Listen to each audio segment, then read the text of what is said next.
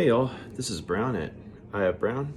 Those of y'all who follow my reviews on the regular, y'all probably have gathered by now that movies are kind of my thing. I mean, I like talking about the stories, I like talking about what worked, what didn't work, and something else that I like to do from time to time, especially say on a personal or face-to-face basis, preferably, I like to talk about with say other people who are film enthusiasts or just people who are film geeks like myself. I mean, I like to talk about how things might have gone with one movie or another if certain factors behind the scenes had been changed, and how that movie would have turned out as opposed to say what we got in real life. So um, a lot of the movies that we come up with are pretty interesting, just in terms of say what we came up with in our heads, and what we were talking about and what have you. So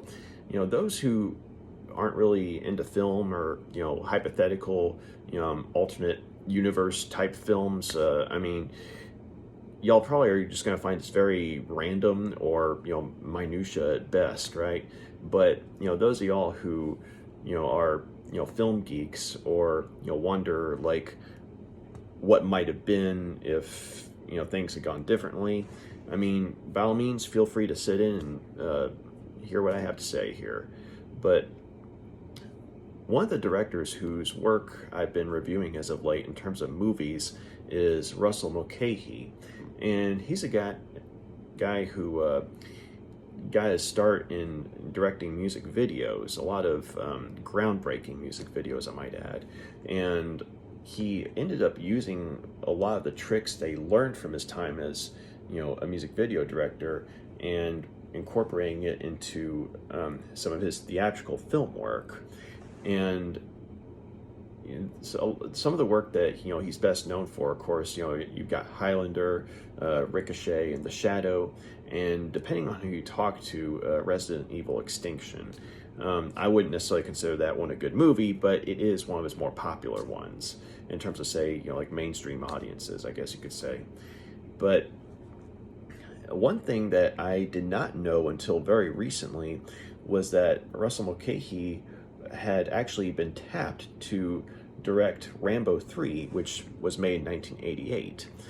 And apparently he and Stallone, they got on well enough initially, and Stallone had wanted him to direct Rambo 3 because it turns out that he really liked the movies Razorback and Highlander, which were Russell Mulcahy's first two movies. And had things worked out, Rambo 3 would have been Mulcahy's third theatrical film. But Razorback came out in 1984 and Highlander came out in 1986, and both of them are really cool movies, and I would highly recommend checking them out. I mean, of course, Razorback is kind of an exploitation, environmental, I guess you could say environmental horror film, and I would describe it as kind of like a fever dream with elements of Jaws and the Texas Chainsaw Massacre. And then of course with Highlander, I mean, it's an 80s urban fantasy classic, or you could just say 80s fantasy classic, but very much an iconic film, and I would highly recommend checking that one out for sure if you haven't done so already. So Sylvester Stallone was a fan of both of those movies, and he really liked what Russell Mulcahy and his team brought to the table in terms of say making like visually polished, atmospheric films that were full of energy. And he was wanting Mulcahy to basically kind of bring some of that to the next Rambo movie, because of course he'd already done First Blood, which is definitely a classic, and then Rambo 2, which I mean, it's one of those films that, depending on who you talk to, it's either an awesome action movie or an over the top dumb action movie.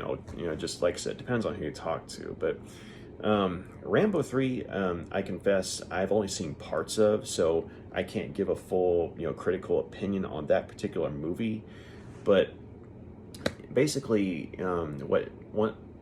what happened was Mulcahy and Stallone initially got on, rather well with one another, but as time went on, when they were basically in the planning stages, like pre-production and what have you, there were instances where they had several differences of opinion, and I mean, of course, one of the more famous stories about the behind the scenes differences of opinion stemmed from Stallone talking about how he was wanting Mulcahy to scout out some talent for some act, like he was wanting him to do like a talent scout, I guess you could say.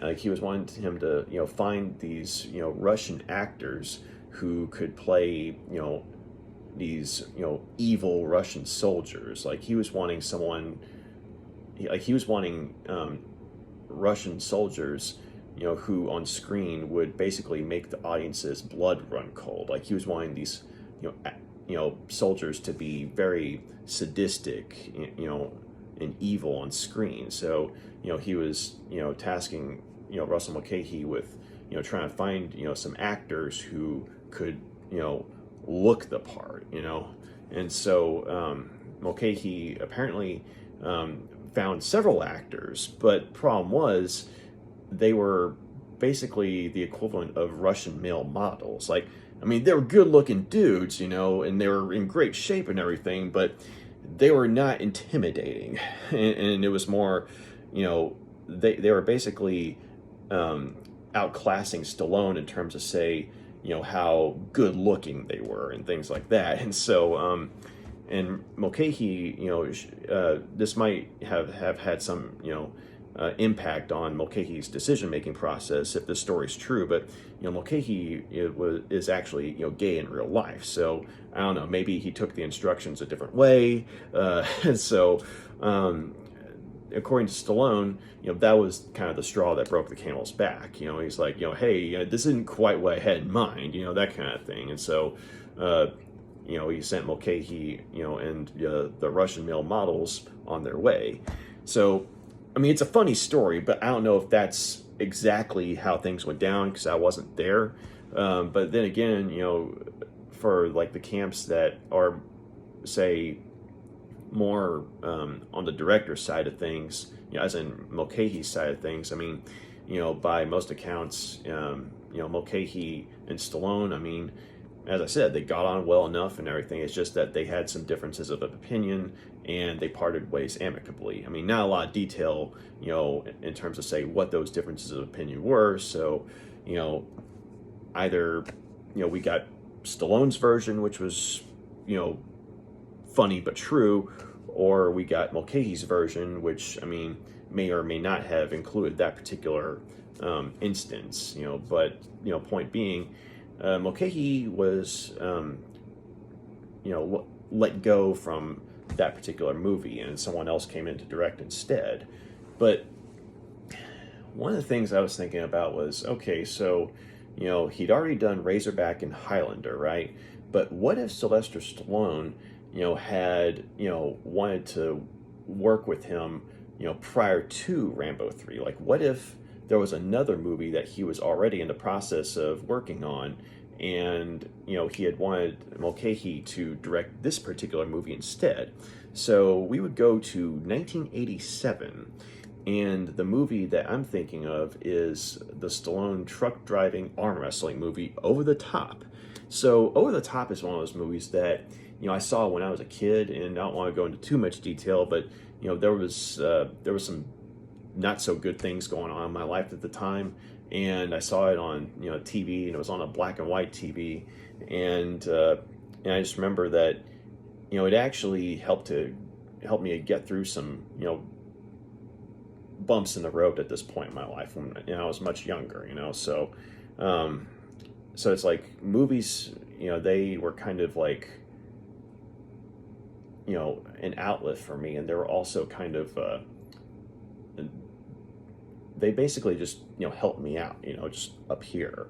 And so of course, as time went on, I saw like a lot of the flaws in the movie, and in a lot of ways, it's a pretty cheesy movie. But at the same time, I do have a soft spot for it because there are moments in that particular movie that, I mean, as over the top as it is, I mean, there are some very heartfelt moments, like especially when it comes to say like father son, bonding and relationships and what have you.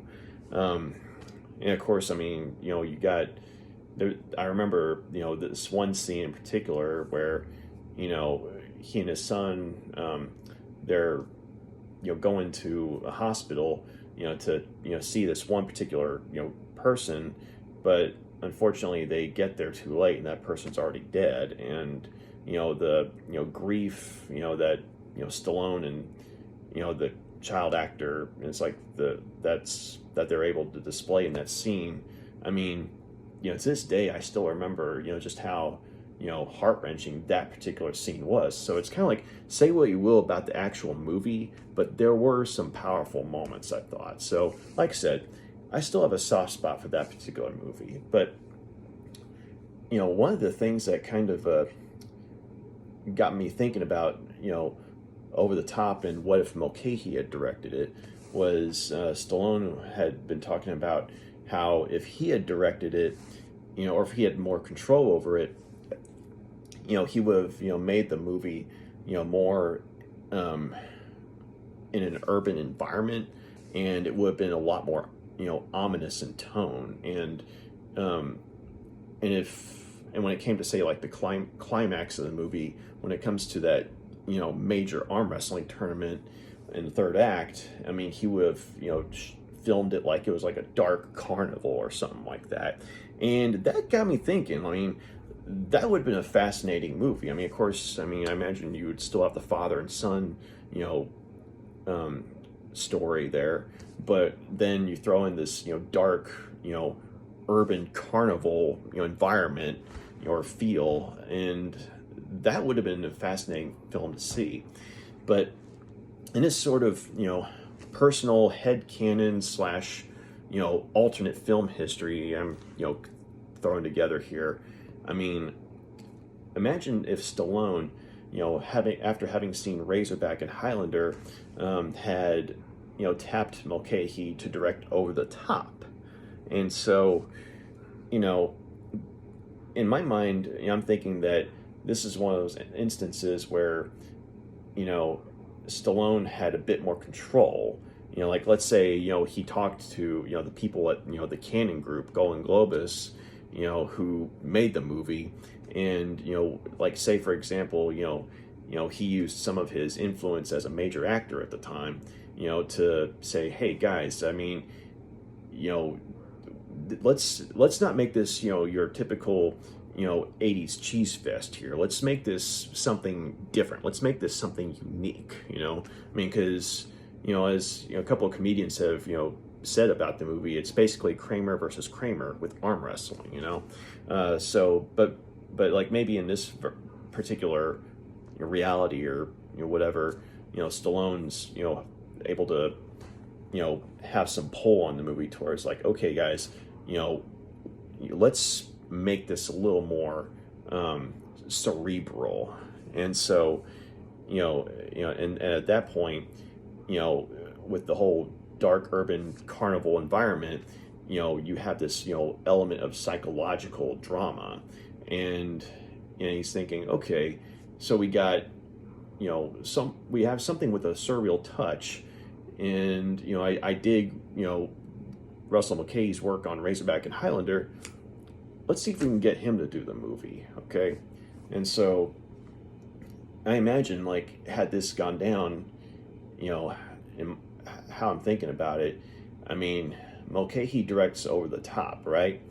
And they come up with, a movie that's very different from what we got. And there's even an element of psychological horror, and in my mind, I'm thinking like, you have Stallone's character, Hawk, the truck driving father who's trying to reconnect with his son. I mean, there's, the element in the story where, he basically ran out on, his, wife and son. And, that's why there's all this, hatred, towards him from, you know, that part of the family. And so, and I remember in the movie, like they actually talk about how, yeah, he did run out on him, but there were times where he tried to reach out to him, but none of the letters ever got to the kid, and you find out why later on in the movie. But it would be interesting if in this Russell Mulcahy version, that I'm thinking of, like say, if they had it to where you have Hawk basically having these conversations with himself. Like let's say he's by himself and he's conflicted about reconnecting with his son and trying to be a better person, but at the same time there's that part of him that's saying you're never going to change, you're going to be the bastard who ran out on the family, and all it's left to you is to roam the road or something like that. And so basically you'd have these scenes where you have him as he is in the present, the guy trying to be a better man, and trying to do right by the son he ran out on, but then of course you have the version of himself from the past, and basically I guess you could say the darker version of himself, basically taunting him and trying to get him to admit that it's never going to work and he's going to be a failure, like he's been his whole life. And I'm just thinking to myself, like, that would have been a very fascinating element to have in the movie, and it definitely would have made the movie stand out some. And of course, I think with Mulcahy, if Mulcahy had some of his people that he had worked with on Razorback and Highlander on hand for this movie, for Over the Top specifically, I mean, I think they could have pulled off this surreal urban nightmare type environment, plus this element of psychological horror. And I mean, that would have been cool to see. I mean, we would still have the heart of the movie with Stallone's character Hawk trying to reconnect with the son, and the two of them gradually forming a bond once more. But then again, you have Hawk battling his inner demons, and this dark aspect of himself that represents his failure as a father, and his problems as a man. I mean, as it gets towards the climax, maybe these attacks, as it were, get worse, to a point where in that climactic arm wrestling match, like maybe something happens where, I mean, yeah, he's arm wrestling these other guys and everything in real life, but maybe there comes a point or two where that part of himself, like he starts seeing that as he's arm wrestling, and so like he's literally wrestling with himself at a couple of points. And I mean, if they had filmed it in say like the surreal way that they had done with say something like Razorback, I mean, I think that would have been an awesome kind of nightmarish touch to things, and it really would have emphasized the conflicted nature of Stallone's character. And just I think Over the Top would have been a much better movie had they done something like that, and with someone like Russell Mulcahy at the helm. But then again, this is like an alternate reality we're talking about, but so in this reality, Stallone's efforts at getting Mulcahy to direct Over the Top end up bearing good a lot of good results, as it were, and this paves the way for the two of them to work together again on Rambo 3. And in this particular reality, the two of them actually have a good working relationship, because in this reality, Over the Top ended up being a pretty good success. And it stood out as one of the more unique films of the '80s for sure, and definitely one of the Cannon Group's better films. And I mean, not quite a masterpiece like say Runaway Train was, but still undoubtedly a good film.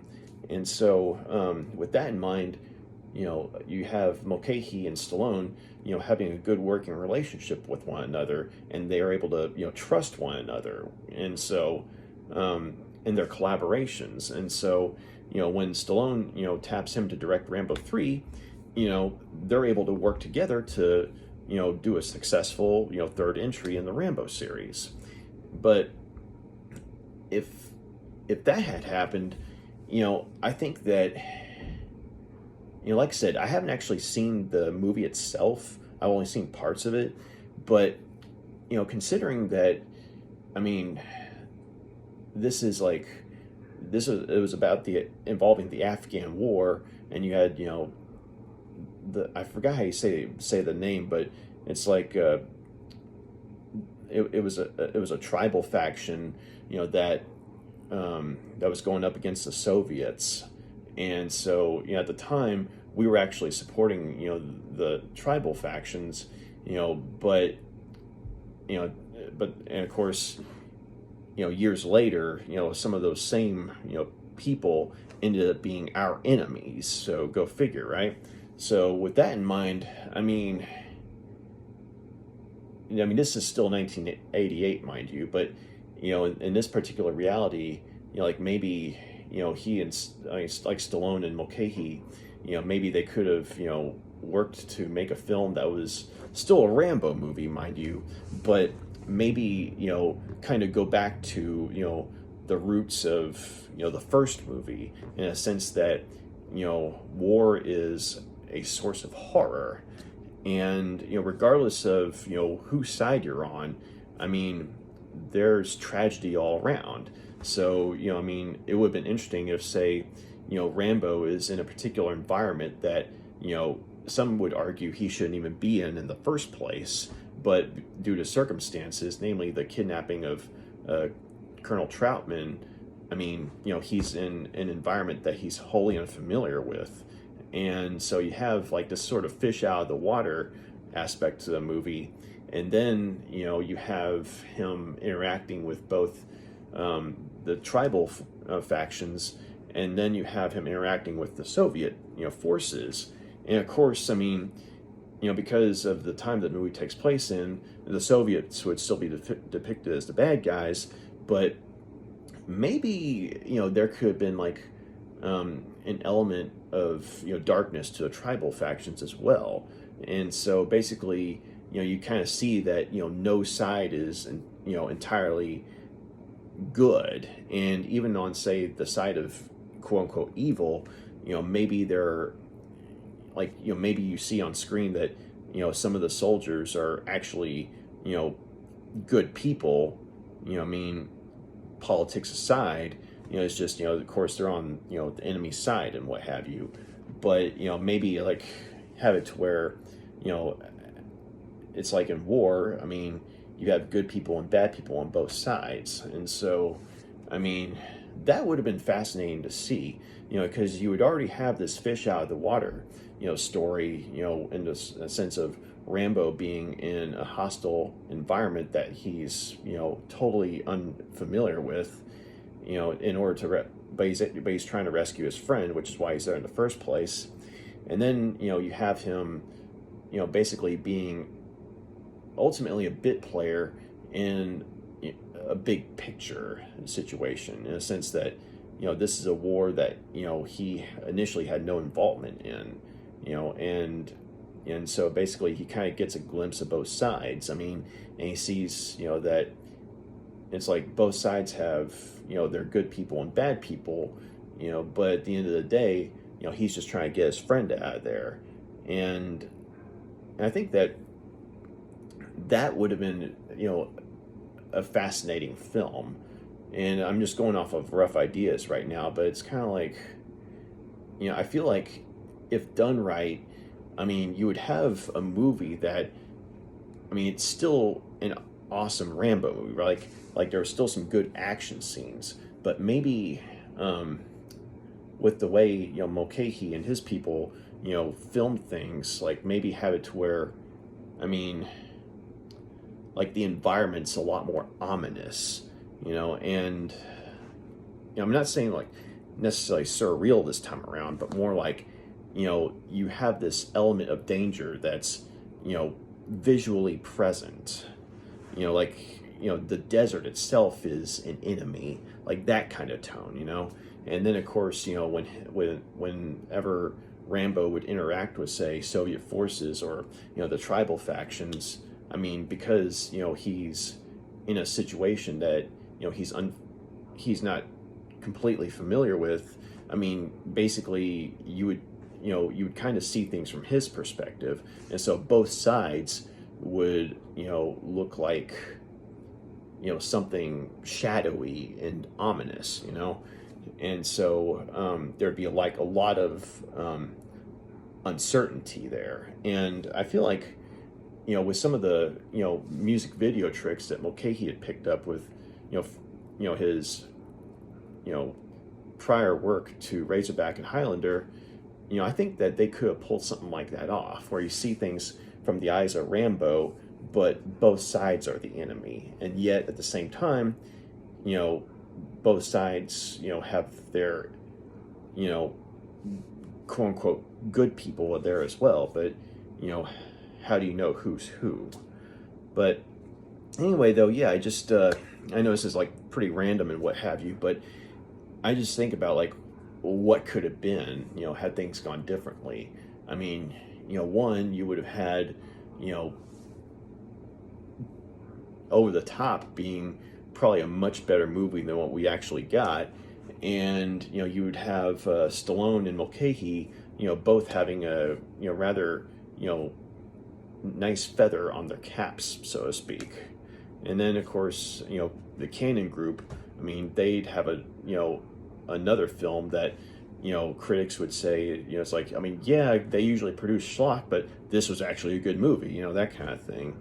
And then, of course, you know, with Rambo 3, I mean, in this reality, it'd probably be a success and probably a much better movie than what we actually ended up getting in real life.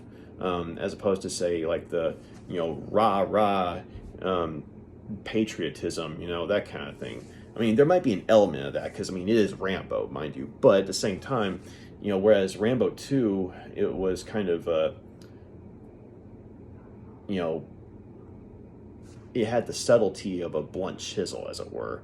You know, whereas, you know, the first Rambo movie, you know, actually had something that was very much relatable, you know, and like you could see the trauma that, you know, this character had gone through and how it's still affecting him, you know, in the present and what have you. So, like, maybe with Rambo 3, I mean, they go back to that, you know, feel of Rambo, you know, being, you know, a cornered animal, except this time it's in, you know, territory that he's never been in before, you know, that kind of thing. So, I mean, yeah, just what could have been, right?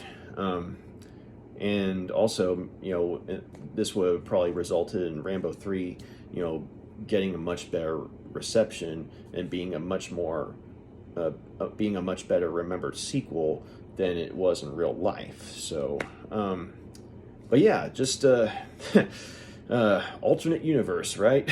But yeah, if you made it this far, thank you very much for taking the time to check this out and, you know, give it a listen. And you got any questions, comments, further thoughts on the matter, by all means, please drop a line. If you like what you see here, feel free to like and subscribe. So y'all have a good night. Take care. Bye. And happy Mother's Day to all the mothers out there.